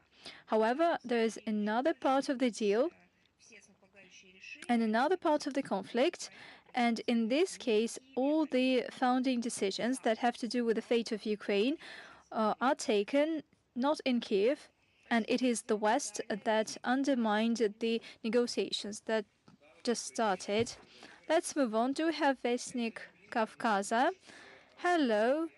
Antony Blinken had a meeting with Ararat Mirzayan and Mr. Bayramov, and he claimed that the US is a friend of Armenia and Azerbaijan, and it will help by all means to achieve solid peace in Nagorno-Karabakh. What's your take on such statements? I believe that I have already dwelled on this topic for quite some time. To be honest, I don't think it is necessary to comment on the statement by the US side that they made with regard to two sovereign states. For our part, we are doing our utmost. By the way, for many years we have been co-chairing the Minsk group, the OSCE Minsk group. I have been doing it in the past, and we're doing it as a party to many statements that were signed and arrangements between the leaders of the three countries.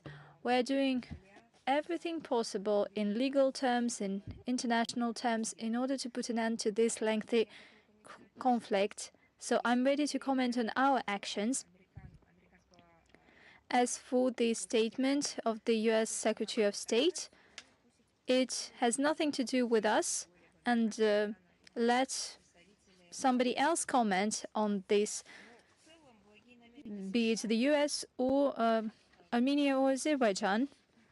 Well, as for good intentions by Washington, it raises a lot of questions because they promise a lot, but they do not much. And there's always a hidden agenda behind their promises. Washington has quite a lengthy track record of good intentions and good deeds. They cannot show in practice what they pledge. Thank you. Do you have CGTN? Hello, we have 3 questions today. On the 7th of November, in a video address to the Climate Summit participants in Egypt, Zelensky came up with 5 conditions for peaceful negotiations with Russia. At the same time, the White House asks the Ukrainian authorities to publicly show its readiness to negotiations with Russia. What is your attitude towards the statements by the US and Ukraine? Judging by you with Russia, at the same time, the White House asks the Ukrainian authorities to publicly show its readiness to negotiations with Russia. What is your attitude towards the statements by the US and Ukraine? Judging by your quote, Washington pledged to do this one thing. We can go far here, and it's time for the Kiev regime to decide. Either it is independent in some cases, or they can only show something at the behest of Washington. We have already touched on this topic today, but since you asked this question, I would like to reiterate it once again. We note that when it comes to negotiations, the Ukrainian regime takes an odd position. In February, Kiev initiated the negotiations and it participated in several rounds. And after that, it eliminated its negotiators.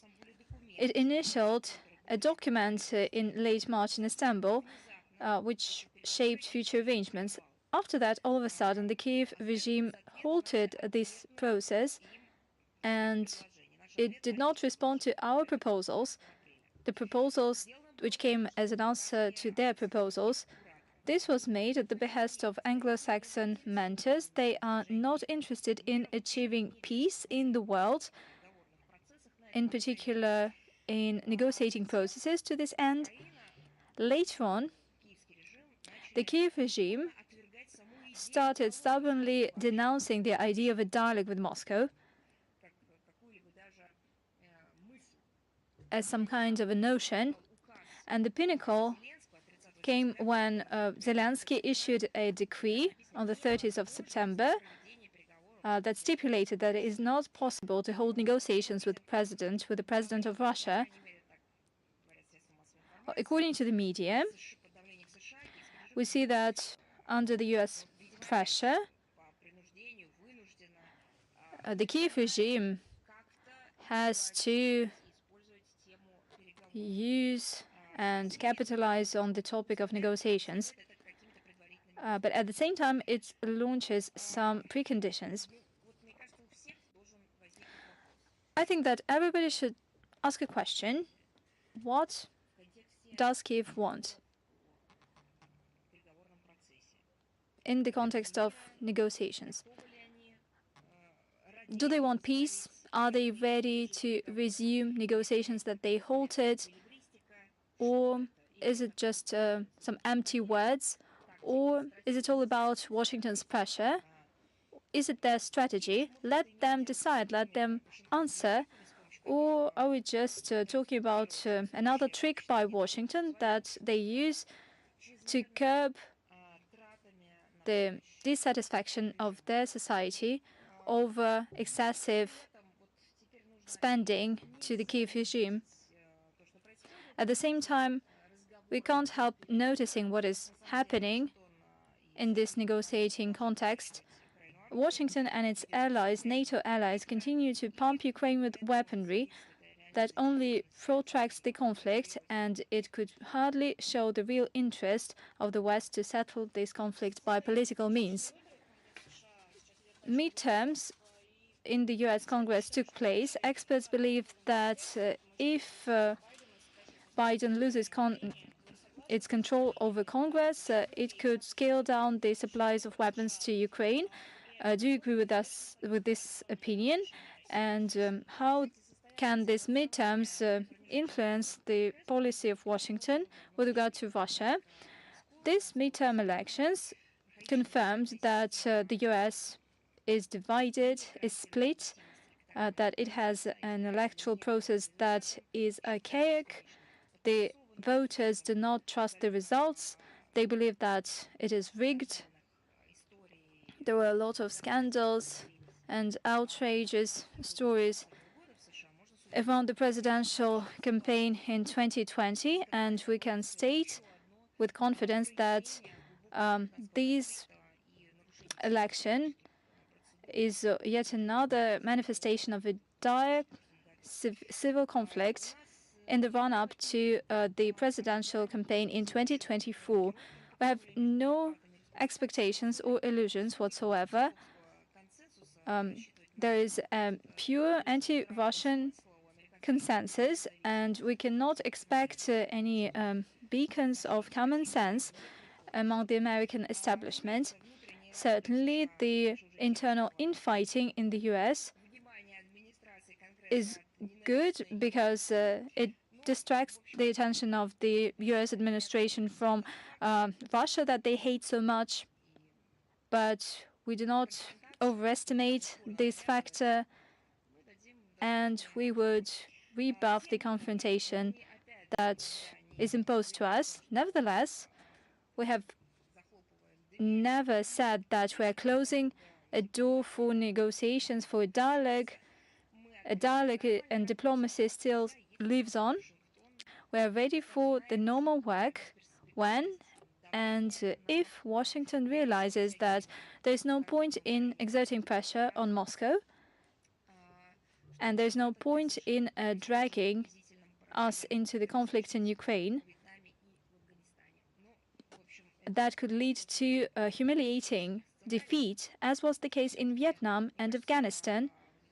As for the apocalyptic scenarios, I believe that the Washington elites should pay heed to their society, to their people, and stop imposing to their people a philosophy and a mindset that is not shared by the people. The establishment is loud and clear in their assurances, but that is not about democracy. Democracy is about paying heed to the concerns of their people and their ability to turn these concerns into real action, and that is the point behind democracy, and that the people entitle the establishment to address their own problems. Just answer me. Do you think that the Ukrainian issue is so serious for the people of the US that they're ready to invest billions to this conflict? Not in the slightest. It is the establishment that imposes to its people some kind of phobia and artificial perceptions of their own involvement into this situation. Moving on to your question, the best way for the US, amid many myriad problems, is to deal with their country, and it requires a serious refurbishment. Do you have any other questions? Yes, a recapping question. For the first time, the US Pentagon officially recognized that there are American troops in Ukraine. Do you have the relevant evidence? I have repeatedly stated that starting with 2014, they have had their foothold in Ukraine. For all these long years, they have been training officers, and they participated in military build-up in the Ukrainian territory. They controlled military drills in the Ukrainian territory, in the Black Sea, and they did it day in, day out. Since the beginning of the special military operation, the US actively got involved in the planning of military actions, and the Ukrainian representatives recognized that not a single strike by HIMARS doesn't take place without the agreement from the US.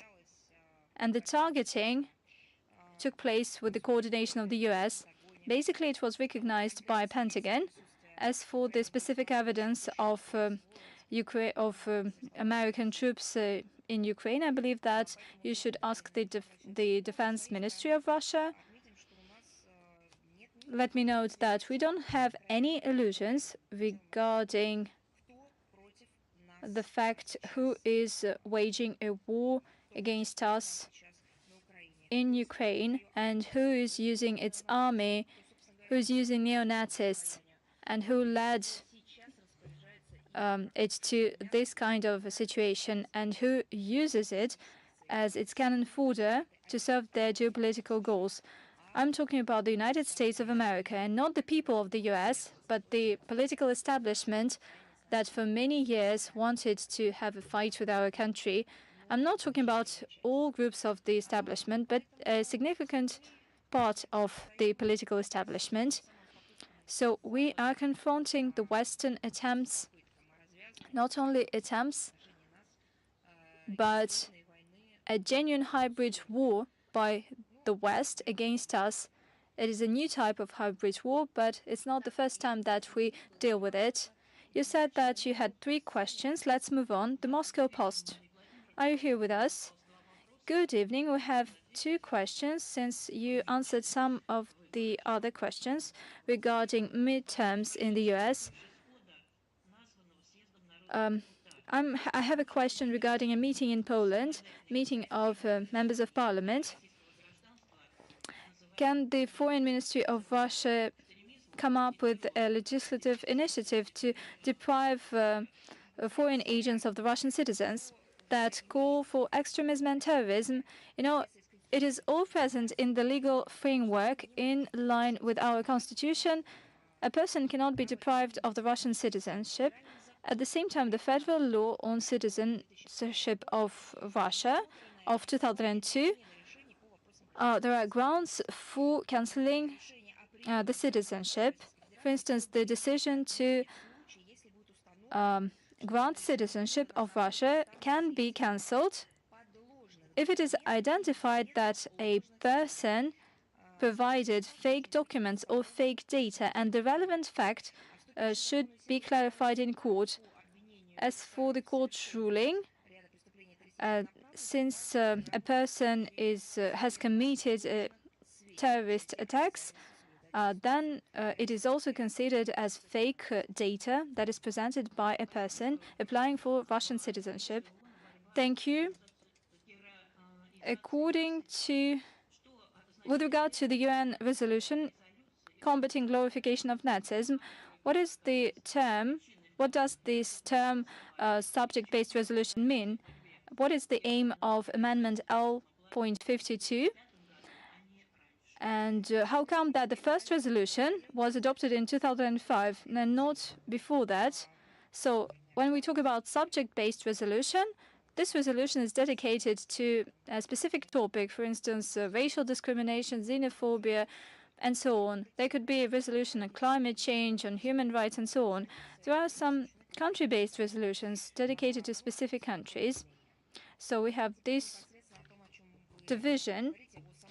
So if we talk about specific resolution, and this resolution on combating glorification of Nazism, neo-Nazism, and other practices, our country has been submitting this resolution since 2004 as part of the United Nations Commission on Human Rights. And by the way, this is the predecessor of the United Nations Human Rights Council, which is the main intergovernmental human rights body of the United Nations system. Since 2005, this initiative was a topic of annual consideration by the UNG. This is a topical resolution that is aimed at a dialogue, and it enjoys broad support by our partners. The text has no mentioning of any countries. It only highlights existing problems and challenges. It provides recommendations in order to address them, focusing on the development of international cooperation.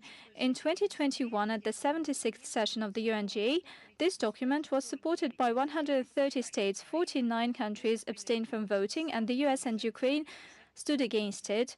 The resolution was co-sponsored by 58 states. The resolution is extremely topical and relevant amid the attempts to glorify Nazism and spread neo-Nazism, as well as racism and xenophobia. The document condemns such manifestations as a war on monuments to honor fighters against Nazism, whitewashing participants of Nazi movement and their henchmen, and the insignia that is associated with the victory over Nazism. On the 4th of November, New York hosted voting on the draft resolution of the 77th session of the UNGA on combating glorification of Nazism. This draft, except for technical changes, repeats the document approved by the UN General Assembly on December the 16th, 2021, in terms of the L52 amendment thrown at the last moment, states that Russia is urgently using the topic of combating the glorification of Nazism to justify its aggression against Ukraine. So its destructive nature is obvious, and the main purpose of the amendment is to politicize the topic of combating neo-Nazism, racism, and xenophobia. Unfortunately, this amendment was passed with 63 votes in favor, 23 against, and 65 abstentions. I beg your pardon, but if we, since 2005, have been advocating for this resolution, 17 years have passed, 17, 18 years have already passed, and all this time we have been justifying our aggression. Not really. There is logics instead. It is the very same question as of gas supplies. Do we really use gas supplies as an energy weapon? Not really. We have been supplying gas and energy resources. And right now, when they carry out terrorist attacks on gas pipelines, they ask us, what should they do with these energy supplies? It looks like nonsense. So I would like to note that the initiators of the amendment did not achieve their main goal. They failed to make an assessment of the resolution. So, in conclusion, 105 states voted for the document, 52 delegations were against, and 15 countries abstained. And we would like to stress that Russia is always ready for dialogue and discussion of any constructive dialogues and ideas, but cannot agree to proposals affecting the substance and main thrust of the draft resolution. So it is fundamentally important for the co-authors of the initiative that this is a thematic resolution, not a country-specific resolution, and the problems identified in the documents are cross-border in its nature, and it affects the situation in the world. So if it is all, let's proceed to Media Alliance of Russian Communities. Are you with us? Yes, good day. The World Conference on Russian Compatriots Living Abroad has just ended on the sidelines, and during the conference the question was raised, where in the world can one get a classical Russian education after the closure of the Russian school in Prague? Which countries still have secondary schools at the Russian embassies in which our compatriots could receive Russian secondary education? Are there any schools in other countries, including unfriendly countries, where our compatriots could receive a Russian education? And it is a very interesting education that as a matter of concerns for our compatriots living abroad, on the 6th of October, we comment on it, and I would like to provide a site on this topic. So we believe that people can get a Russian education, Russian general education in the international educational schools, and the list of these educational schools can be found on a special website. So I'd like to say that back in 2015, we identified aims and tasks of the state policy of the Russian Federation in terms of general education in the Russian language abroad. Thus, the Russian schools acting abroad can be classified if they are specialized educational structures in Russian diplomatic missions that are created according to the agreements, according to the international Russian treaties, or according to the federal standard. And in terms of schools acting in the Russian diplomatic missions abroad, there are 82 schools. As a result of unfriendly actions of local authority schools in Latvia, Slovakia, Slovenia and the Czech Republic ceased its activities, and children who suffered from these decisions.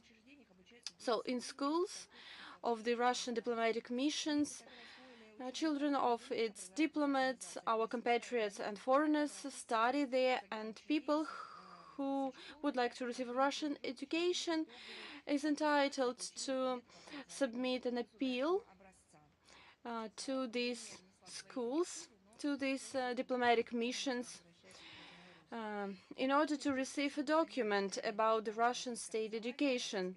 I would like to remind you that we have federal portals such as the Russian education, the Russian digital school, and we will provide all the links. For example, a good project I have in mind, that is a project of the School of Primakov that not long ago was visited by Russian Foreign Minister Sergei Lavrov, and we have amazing pictures of this visit.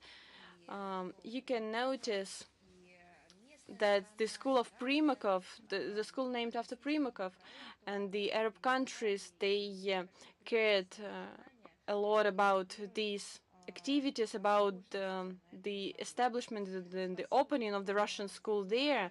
Thank you for your attention. So do you have other questions? If you have your questions, you can send it to the Minister of Foreign Affairs. We will